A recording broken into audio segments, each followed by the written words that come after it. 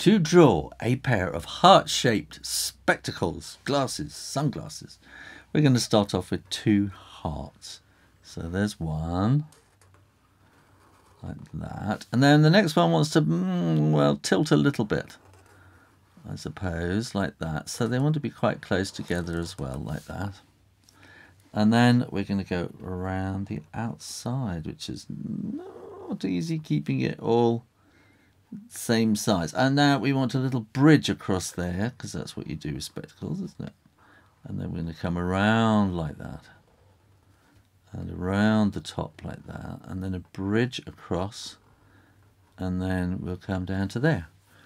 So sometimes say, when people are in love, let's put a little bit of shininess in there. They've got rose-tinted spectacles on, so we can sort of probably colour these in pink, can't we?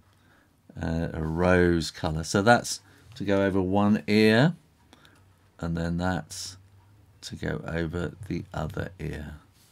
The rose-tinted spectacles of love. Thanks for watching and subscribing to Draw Stuff Real Easy, so you can come back and do lots more drawings. Bye.